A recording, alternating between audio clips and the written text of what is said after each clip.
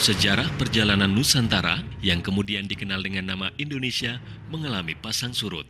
Di zaman Sriwijaya, masyarakat mulai mencoba merumuskan diri sebagai suatu entitas. Masyarakat mulai mendefinisikan diri sebagai suatu komunitas. Penjelajahan teritorial Sriwijaya dilakukan hingga sampai ke daratan dan laut yang sangat luas. Namun sampai hari ini, belum ada kesepakatan yang menjadi kepastian tentang tapal batas kerajaan Sriwijaya, di mana konsolidasi Sriwijaya Nusantara telah menjelma menjadi salah satu kiblat peradaban dunia. Zaman ini berlangsung selama 700 tahun. Setelah Sriwijaya runtuh, muncul fase kejayaan Nusantara selanjutnya, yakni suatu masyarakat dan peradaban baru yang dikenal dengan dinasti Majapahit. Masyarakat pada zaman Majapahit mulai mengidentifikasi diri sebagai suatu masyarakat negara. Sektor-sektor kehidupan dalam masyarakat mulai dilembagakan. Masyarakat mulai menegaskan diri sebagai masyarakat modern. Dinasti Majapahit eksis selama 700 tahun dan Nusantara tetap menjadi salah satu kiblat peradaban dunia pada era kejayaan Majapahit. Perjalanan selanjutnya yang sangat penting dalam kehidupan Nusantara adalah fase di mana bumi tercinta kedatangan bangsa-bangsa lain yang telah memiliki pengetahuan dan sains langkah lebih maju dari masyarakat Nusantara, yaitu kaum Portugis, Belanda, dan Jepang. Keberadaan mereka di Nusantara memiliki cerita yang berbeda dan juga interval waktu yang berbeda. Pada hakikatnya, tujuan masuknya bangsa ini ke bumi Nusantara, di samping karena kepentingan kapital, juga karena kepentingan pertautan budaya sebagai konsekuensi perjalanan peradaban dunia yang tidak boleh berhenti, tetapi harus terus-menerus maju dan berkembang sesuai dengan sunnatullah. Keberadaan kaum pendatang yang misi awalnya cukup mulia itu, yakni ingin mengajarkan masyarakat tentang pengetahuan bercocok tanam dan cara pengelolaan organisasi sosial kemasyarakatan yang baik, tiba-tiba dalam perjalanannya berubah menjadi penguasaan terhadap seluruh aspek kehidupan masyarakat dan lambat laun mereka menjelma menjadi penjajah. Tujuan para pendatang yang tadinya ingin mengajarkan rakyat bertani dengan baik berubah menjadi tanam paksa. Masyarakat yang tadinya diajari tentang tatanan sosial berubah menjadi masyarakat pemberontak terhadap institusi negara atau lembaga kerajaan. Masyarakat personal yang sudah mulai berdaulat secara ekonomi telah dirampas hak-hak pribadinya dan harta bendanya. Situasi perampasan dan penindasan hak-hak rakyat berlangsung begitu lama, akhirnya melahirkan kesadaran baru dalam seluruh lapisan masyarakat, yakni gelora perlawanan terhadap penjajah. Di sana sini muncul perlawanan yang dipelopori oleh para tokoh-tokoh masyarakat, para raja-raja, dan para satria. Di Pulau Sumatera, perlawanan dipimpin oleh Tuanku Imam Bonjol, Wali Songo dan Pangeran Diponegoro mengkonsolidasikan masyarakat untuk melakukan pemberontakan terhadap penjajah di tanah Jawa Dwipa. Sultan Hasanuddin mengangkat senjata menentang penjajah di daratan Sulawesi Selatan. Syekh Yusuf Al-Makassari menanamkan ideologi perlawanan terhadap kebatilan penjajah mulai dari tanah Sulawesi sampai ke tanah Banten Pulau Jawa. Patimura menghunuskan perang panjang menghalau penjajah di Pulau Ambon Manise dan sekitarnya. Untung Suropati meninggal pada usia yang sangat muda dalam melawan penjajah di Pulau Madura. Teuku Umar dan istrinya Cut Nyadin, Tengku Ciditiru Muhammad Saman, berkeliaran dalam hutan mengusik ke sana kemari dalam menghalau penjajah di daratan ujung Pulau Sumatera. Pangeran Antasari, Gusti Ketut Jelantik berjibaku di Pulau Dewata bersama rakyat Bali mengusir penjajah. Sultan Iskandar Muda, Sultan Ageng Tirtayasa, Marta Kristina Tiahahu, Nyi Ageng Serang. Mereka semua adalah pejuang perintis kemerdekaan Indonesia. Gerakan perlawanan ini dimulai sekitar tahun 1600 sampai dengan 1880 Masehi. Perlawanan para pejuang perintis kemerdekaan telah membuahkan hasil yang positif. Rakyat mulai sadar akan jati dirinya, rakyat mulai sadar akan hak-haknya, yakni hak untuk menjadi manusia merdeka, berdaulat terhadap diri dan bangsanya. Di sisi lain, dampak atas perlawanan rakyat semesta membuat penjajah terpukul secara kejiwaan dan mental. Masyarakat penjajah mulai panik dan terpecah menjadi dua bagian, yakni sebagian masih tetap ngotot dan ingin memperpanjang kekuasaannya di bumi Nusantara, dan sebagiannya lagi sadar dan ingin membantu rakyat Indonesia untuk menemukan kemerdekaannya. Pada akhir tahun 1800 dan awal tahun 1900 Masehi, perjuangan perlawanan terhadap penjajah tetap terus bergelora dan berkelanjutan. Perlawanan terbagi menjadi dua bagian, yakni perlawanan dengan cara melanjutkan gerakan fisik, mengangkat senjata dan bambu runcing di lapangan, dan perlawanan yang kedua dengan cara diplomatik atau perundingan, baik perundingan di dalam negeri maupun perundingan di luar negeri. Di akhir tahun 1880, perjuangan fisik di lapangan dimotori oleh pahlawan nasional seperti Sisingamangaraja, Teuku Umar, Syekh Hasyim Asy'ari, Kiai Haji Ahmad Dahlan, Bung Tomo, Kahar Muzakar, Panglima Besar TNI Sudirman, dan lain-lain. Perlawanan rakyat terhadap penjajah telah menimbulkan korban yang tak ternilai harganya, seperti korban pembantaian rakyat 40.000 jiwa di Makassar, 40.000 jiwa dalam gerakan arek-arek Surabaya di Jawa Timur, korban yang tak terhitung jumlahnya dalam pertempuran di Ambarawa, Jawa Tengah, serta korban ribuan jiwa di tempat lain di atas bumi Nusantara yang luput dari catatan sejarah. Sedang perlawanan secara politik diplomatik dipelopori oleh para anak-anak bangsa yang sudah mengecam pendidikan modern.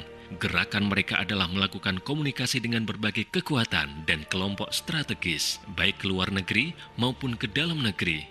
Mereka berupaya meyakinkan rakyat semesta Nusantara dan bangsa-bangsa lain di luar negeri bahwa sudah saatnya bangsa Indonesia merdeka, berdaulat sebagaimana layaknya suatu bangsa yang harus menentukan sendiri nasib dan takdirnya. Kelompok ini dimotori oleh Soekarno, Hatta, Syahrir, Wahid Hasyim, Muhyamin, Syafruddin Perwira Negara, dan lain-lain. Fase perjalanan Nusantara yang sangat penting dalam era modern adalah saatnya diproklamasikannya kemerdekaan Negara Kesatuan Republik Indonesia pada tanggal 17 Agustus 1945 di Jakarta oleh Soekarno-Hatta dan kawan-kawan. Maka mulai saat itu, Indonesia secara politik dinyatakan berdaulat atas bangsa dan tumpah darahnya. Rakyat Indonesia berhak mengatur nasib dan peradabannya, berhak menentukan hidup dan kehidupannya sendiri. Namun di hari-hari selanjutnya, ternyata cita-cita dan mimpi hidup merdeka sebagai bangsa yang berdaulat tidak sesederhana yang dibayangkan. Perjuangan untuk sampai ke sana masih sangatlah gelap, terjal, dan berliku. Belanda dan Jepang belum juga ikhlas melepaskan Indonesia untuk menjadi negara yang merdeka, baik secara politik maupun merdeka secara substansi. Soekarno dan Hatta tidak hanya mewakili seluruh bangsa Indonesia untuk memproklamasikan kemerdekaan Indonesia, tetapi juga diberi mandat oleh Raja-Raja Nusantara untuk tampil memimpin NKRI dan menjadi duet presiden dan wakil presiden pertama NKRI. Selama pemerintahan di bawah kepemimpinan Soekarno, negara sangat labil, daya tahan masyarakat dan politik sipil sangat lemah. Pergolakan politik sipil terjadi di mana-mana. Masyarakat dan negara gagal merumuskan dirinya sebagai suatu negara yang bebas dan independen dari pengaruh dan tekanan negara-negara besar di dunia. Kegagalan ini berimplikasi pada terjadinya sabotase atas nama negara dari berbagai kelompok masyarakat sipil, termasuk kelompok yang ingin menjadikan dan merubah NKRI menjadi negara serikat. Kekacauan sipil yang gagal mengkonsolidir negara dan bangsa menjadi faktor mendasar jatuhnya kepemimpinan Soekarno sebagai pemimpin revolusi dan berhentinya sebagai presiden pertama NKRI. Awal jatuhnya pemerintahan Soekarno yang kemudian dikenal dengan runtuhnya Orde Lama dimulai dari pertikaian para elit sipil dan pimpinan partai politik yang tidak percaya diri, kemudian melibatkan militer ke dalam area sengketa sipil. Keterlibatan elit militer dalam konflik sipil melahirkan perbedaan paradigma tentang situasi bangsa dan negara. Militer yang memiliki pengalaman dan ketahanan daya jelajah lapangan yang kuat berhasil mengambil alih komando kebijakan atas nama stabilitas dan negara. Kecanggihan permainan militer membuat para elit sipil tak berdaya, dan akhirnya secara sadar dan terpaksa Soekarno mengeluarkan maklumat Surat Perintah 11 Maret untuk kemudian menjadi mandat bagi militer dalam mengendalikan stabilitas dan komando negara. Jatuhnya rezim Orde Lama yang kemudian digantikan oleh rezim Orde Baru ditandai dengan pergolakan politik negara tahun 1966. Soeharto sebagai tokoh pergerakan 66 dari Kesatuan TNI AD bersama dengan beberapa elit sipil berhasil mengendalikan kebijakan negara dan akhirnya sampai mengambil alih tampuk kepemimpinan negara. Sebagai suatu bangsa dan negara, NKRI di bawah kepemimpinan Soeharto selama kurang lebih 32 tahun mengalami perkembangan dan kemajuan dalam banyak hal. Kemajuan dalam bidang pertanian menjadikan Indonesia menjadi negara swasembada pangan dan pengekspor pangan di dunia. Kemajuan dalam bidang pertahanan dan keamanan menjadikan politik luar negeri Indonesia berwibawa dan disegani. Kemajuan dalam menyusun kerangka pembangunan berkelanjutan menjadikan Indonesia sukses dalam menekan laju pertumbuhan penduduk. Keberhasilan rezim Orde Baru berbanding lurus dari apa yang belum sempat dilaksanakan, seperti kegagalan Soeharto dalam membangun ekonomi mikro bagi masyarakat kecil, sehingga kesejahteraan hanya dinikmati oleh sekelompok orang dalam negara. Kasus ini dijadikan alasan untuk menganggap Soeharto dan kroni-kroninya melakukan nepotisme dan korupsi. Ketidaksuksesan Soeharto dalam menjalankan perlindungan terhadap hak asasi manusia dan mengkebiri demokrasi dijadikan alasan untuk menuduh Soeharto sebagai pemimpin yang otoriter dan bahkan diktator. Terlalu lamanya Soeharto berada di tampuk kekuasaan, dianggap bahwa kepemimpinannya tidak sanggup lagi mengelola tuntutan perkembangan zaman yang semakin pesat dan besar. Soeharto dianggap bukan anak zaman yang tepat dan mampu mengantar bangsa Indonesia melewati abad 19 menuju gerbang abad 20 yang dikenal dengan dunia milenium. Tuduhan kaum reformis tentang kegagalan Soeharto berkembang menjadi tema pergolakan politik negara yang akhirnya memaksa Soeharto untuk meletakkan jabatannya sebagai presiden dan kepala negara, kemudian digantikan oleh Habibie yang saat itu menjabat sebagai wakil presiden. Habibie seorang teknokrat tulen yang minim pengalaman politik dan manajemen tata kelola negara menjadi gamang ketika menerima tampuk kekuasaan. Keadaan negara dan pemerintahan bukan semakin baik, tetapi bahkan semakin runyam. Dalam sidang umum MPR RI di penghujung jabatannya, Habibie dipaksa oleh permainan politik untuk tidak melanjutkan kepemimpinannya dengan cara tidak mencalonkan diri sebagai presiden pada sidang umum MPR berikutnya. Habibie dikonspirasikan oleh kaum reformis sebagai bagian dari rezim Orde Baru dan bagian dari sejarah kelam Soeharto. Fase perjalanan NKRI berikutnya disebut sebagai era reformasi. Pada fase ini, semua komponen bangsa berteriak tentang kebenaran. Semua melakukan apa saja dan bebas atas nama kebenaran. Era reformasi ini sudah menghasilkan kepala negara sebanyak 3 putra-putri terbaik bangsa, yakni Abdurrahman Wahid, Megawati Soekarno Putri, dan Susilo Bambang Yudhoyono yang sudah berlangsung selama 15 tahun. Pertanyaannya, apakah kehidupan bangsa dan negara di era reformasi ini sudah menjadi lebih baik dari era sebelumnya? Seperti yang dicita-citakan oleh para pejuang perintis kemerdekaan Indonesia dan para pendiri NKRI. Apakah wajar negeri Nusantara yang kaya raya akan sumber daya alam, tambang batu bara, minyak, emas, biji besi, uranium, mineral yang luas, tapi rakyatnya kelaparan? Apakah pantas Nusantara yang lautnya dalam, luas, kaya akan bio laut, tiada tandingannya di belahan dunia, tapi nelayannya tidak bisa membeli obat untuk kesehatannya? Keadaan ini tidak boleh dibiarkan terjadi terus-menerus. Seluruh rakyat harus bangkit dan sadar tentang arti hidup dan kehidupan. Kemiskinan dan kemelaratan harus dihentikan. Semua harus sadar dan kembali saling berbagi, saling bergotong royong, saling menghormati, dan saling mengasihi sesama manusia. Mari kita semua membusungkan dada, menyingsingkan lengan, menyongsong era kebangkitan kembali. Mari kita wujudkan cita-cita para pejuang perintis kemerdekaan Indonesia. Kita jawab tuntutan dan amanah para pendiri negara. Kita bangkit menciptakan kesejahteraan, keadilan, agar bangsa dan negara Republik Indonesia menjadi kiblat peradaban dunia. Dengan memohon doa dan izin Allah, penerus perjuangan perintis kemerdekaan Indonesia akan sungguh-sungguh bekerja, berbakti, mengerahkan seluruh potensi dan kekuatannya untuk menciptakan kesejahteraan dan kemakmuran di atas bumi Nusantara.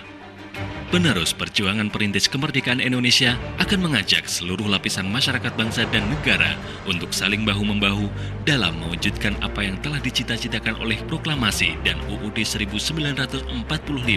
Kita harus menjadi bangsa yang terhormat, sejajar dengan bangsa-bangsa lain di dunia. Seluruh rakyat Indonesia harus bangkit, merebut kembali kehormatan dengan belajar pada sejarah dan strategi perjuangan para pendahulu kita, yakni para pejuang perintis kemerdekaan Republik Indonesia.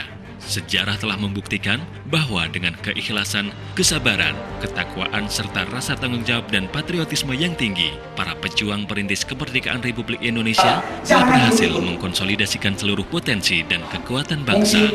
Para perintis kemerdekaan telah berhasil menanamkan rasa kecintaan terhadap tanah air kepada seluruh lapisan masyarakat Indonesia tanpa terkecuali. Masyarakat yang kaya dan miskin bahu-membahu dalam satu tekad bersama untuk memerdekakan bangsa dan rakyat dari penjajah. Para perintis kemerdekaan telah berhasil menanamkan rasa nasionalisme dan religitas dalam masyarakat mulai dari Sabang sampai Merauke, sehingga dalam gerakan dan perjuangannya mereka telah membuktikan kepada dunia internasional mereka berhasil menjawab tantangan zamannya dengan suatu yang tak ternilai harganya, yakni suatu deklarasi kemerdekaan bangsa dan negara Republik Indonesia.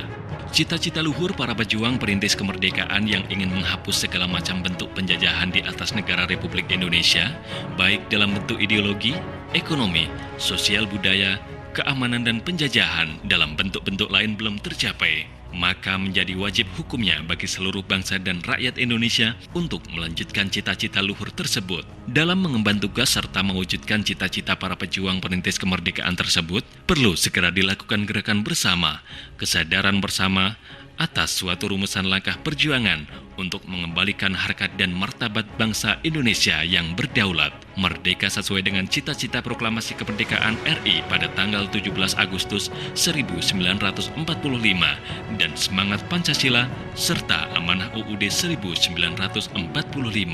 Untuk itu, semua patriotisme dan jiwa proklamasi harus tertanam terus-menerus dan bergelora dalam jiwa raga rakyat Indonesia, agar pewarisan gerakan penerus perjuangan perintis kemerdekaan Republik Indonesia dapat dilanjutkan, dilestarikan dalam segala macam bentuk pergulakan dan perjuangan kebangsaan dan keindonesiaan kita.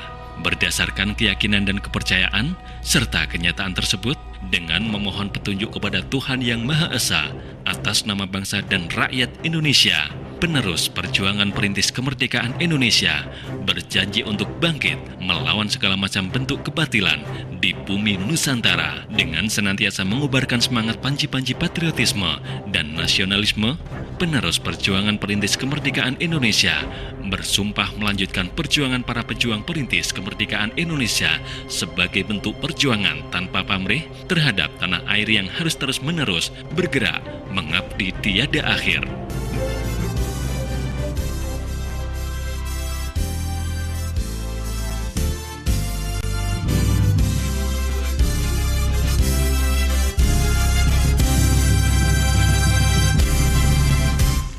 Saudara, Dewan Koordinasi Nasional Penerus Perjuangan Perintis Kemerdekaan Indonesia berkomitmen mengawal pembangunan nasional hasil perjuangan pendiri bangsa. Pembangunan nasional yang diperjuangkan para perintis kemerdekaan itu tetap perlu dipertahankan dan dikembangkan seluruh komponen bangsa secara berkeadilan. Bertepatan pada tanggal 11 bulan 11 tahun 2011 di Gedung Juang 45 Jakarta, penerus perjuangan perintis kemerdekaan Indonesia dideklarasikan dengan tujuan 1. Mengkonsolidasikan semangat kebangsaan, nasionalisme, patriotisme keindonesiaan dalam menuju tatanan dunia baru. 2. Menegaskan bahwa membela, mempertahankan dan menjaga keutuhan NKRI dari ancaman dalam bentuk apapun dan dari manapun menjadi kewajiban bagi seluruh rakyat Indonesia. 3. Menginformasikan kepada seluruh komponen bangsa dan lapisan masyarakat Indonesia tentang bahaya perpecahan bangsa Indonesia yang terasa bergelombang berjalan dengan cepat dari waktu ke waktu dalam hitungan detik per detik, di mana semua lapisan masyarakat selalu harus waspada, menjaga kebersamaan, persatuan dalam satu bingkai NKRI. Dan yang keempat, menegaskan bahwa gerakan kepanduan sebagai pengejawantahan nilai patriotisme, nasionalisme bagi pemuda sebagai penggerak dan penjaga moral bangsa. Wassalam dan terima kasih. Selamat berjuang, jayalah Indonesiaku.